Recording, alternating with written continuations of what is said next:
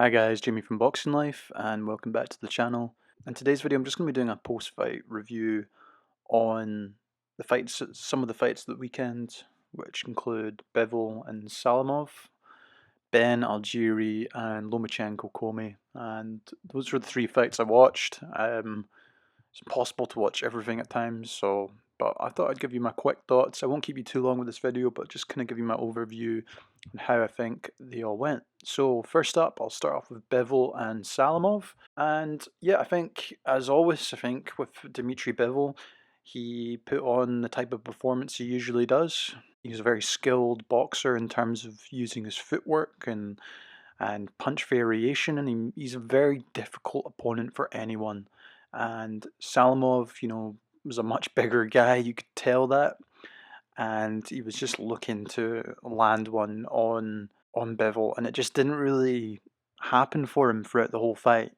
He did catch him a couple of times. Bivol maybe got a little bit lazy with the jab and the lead hand, but for the most part, Bivol really just beat him up for 12 rounds. In my opinion, he was very sharp with the jab, but you just mix it up with the right hand as well, and some really nice combinations. And fair play to Salamov. He took a beating really, and like I said, he landed that one good shot, but I think the issue people have with Bivol is that he's just not knocking guys out, and in a way, it kind of reminds me of, I guess, Ward in that respect. Andrew Ward, he wasn't the biggest light heavyweight, but he still had enough power for these guys to respect him, and I do believe Bivol is kind of that same type of guy. He's never gonna blow guys away, but he's gonna have sharp, accurate shots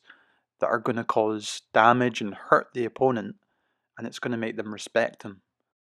And that's how he does so well. I think people say he kind of coasts through fights, and I do agree to that extent, but there's no need for him to risk. As in terms of the boxer's perspective, I understand why he fights that way, because he doesn't want to take the risk of jumping in trying to knock out a guy and then get hit. The guys at 168 and up, or even middleweight and up, these guys can punch very hard and you can get some serious damage. So in terms of the fighter's psychology and how he approaches the fight, in and outward movements constantly, and not really giving the opponent a chance to get into the fight, I think, yes, he does need to take a bit more risk, that's obvious, but at the moment it's working for him. He's beating bigger guys as well, and they're struggling to get a hold of him. And I think there's maybe only two fighters that, at the moment, I believe, who can cause him some problems, and that includes Beterbiev. I think Beterbiev would be able to close the distance, and he is very powerful, and he's just a better boxer in general than a lot of the other top light heavyweights at the moment. And then obviously there's Canelo as well, who's a top pressure fighter, and he would be able to, I think, maybe be able to close down the distance to stop Bivol from escaping so often. However, I think Canelo would actually have a much harder time against Bivol than people would give him credit for. I think he's very hard to get a hold of, and he can box for the 12 rounds just as well as Canelo can. Not only that, he's also bigger than Canelo. But yeah, like I said, I think Beterbiev and Canelo would be the only guys I could maybe see beating Bivol at the moment. But overall, I think, going back to the fight, it was just a typical performance by him, and I was impressed. I've just published a video on Bivol today if you want to check that out. It's about his rhythm and how he uses it to basically control fights without having to overcommit. So make sure to go check that out. And next up we had Benn Algieri, and it was another step up, I guess, for Benn against a former world champion and Chris Algieri. And I thought personally going into this fight it was going to be a lot tougher for Benn.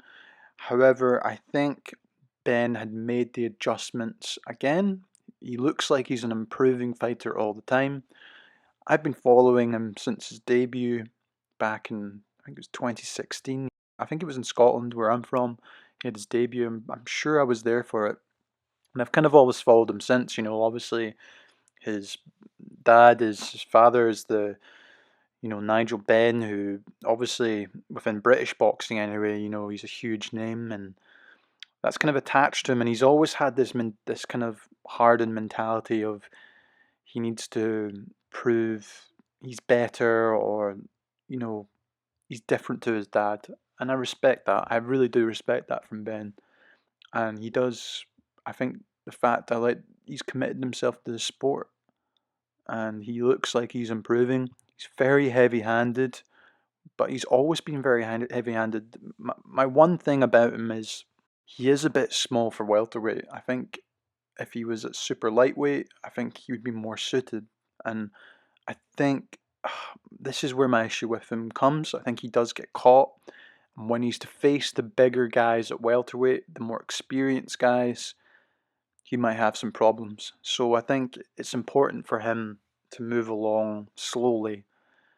But saying that, he had a very good jab against Algieri. He just boxed very well, in my opinion. I think Algieri was catching him with the catch left hook and pivoting out the way, and he did get caught a few times, and that's maybe something he can work on and improve on to defend. Just keep his guard a bit higher. He kind of keeps his arms a little bit lower, just to kind of it gives him a bit of unpredictability as well in terms of what shot he'll throw, whether it's a hook or a hard jab or throwing a combination. And it was a if you look at the fundamentals of setting up a 1-2 for the knockout, it was perfect. It's exactly what you want to have, and it was a tremendous. That's probably one of his best knockouts in my opinion. And he was very patient to get there. He was landing the hard shots, but he was mixing it up. He was going to the body, in particular the body jab, and it was working. And Algieri was feeling it. You could see he was. I think at first I was liking Algieri's movement, and I thought, okay, he's still hitting him to the body, still getting him, and you could tell Algieri was feeling it. And I think it was just a very good setup for that knockout, and I think, yep, I like to see another step up for him. I think, yes, you could throw him in with one of the top guys at 147 and see how he gets on. I think he would actually do okay, but I think maybe a few more fights, and yeah, you can definitely talk about him. However, it's like when you compare some of the names around, it's hard for me to see him winning. Josh Taylor, if he moves up to welterweight, do you really think he can beat someone like Josh Taylor or Terence Crawford or Errol Spence or Boots Ennis or Virgil Ortiz? I'm not too sure, and that's where I think he's only 25, so he still has a lot of time to improve and get better. And the fact he's so heavy-handed will be a big problem for these guys at welterweight. So yeah, I really like Conor Benn. I think he's an entertaining fighter. I know people kind of moan that he's nothing like his dad, or oh, he's just getting cherry picked, but give the guy a break. He's an entertaining fighter, and I'm excited to see where he can go in the next year. Then finally, we had Lomachenko versus Commey. Now, for me, Lomachenko looked very good.